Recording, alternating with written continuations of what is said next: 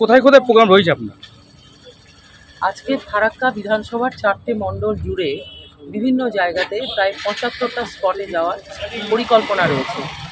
আজাদি কা অমৃত মহোৎসব চলছে, আর আমরা প্রজাতন্ত্র দিবসের 75 বছর পূর্তি হলো, তাই আজকে গ্রাম এবং নগর পরিক্রমা করার জন্য আমরা প্রস্তুত হয়েছি।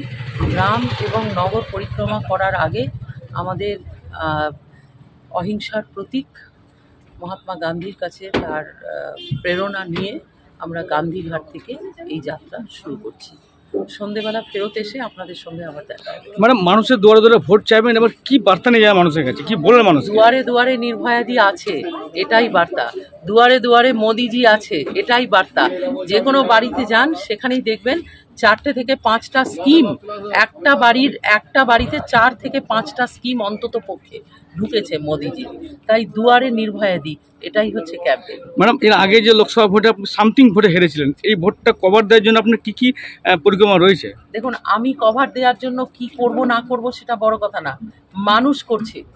মানুষ বলছে যে রূপাদি আপনি তো একটুর জন্য আমরা হেরে গেছিলাম, এইবারে কিন্তু আমরা আর ছাড়বো না। এটা মানুষের আওয়াজ।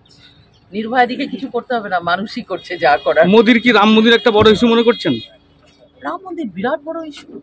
সারা ভারত জুড়ে প্রভু শ্রীরামচন্দ্রের প্রবাহ চলছে। মানুষ জয় শ্রীরাম বলে পাগল হয়ে আছে। ভোট এলে পরেই ওরা রামচন্দ্রের ছবি খুঁজবে আর রামচন্দ্রের কথা মনে করে ভোট দেবে। জয় শ্রীরাম।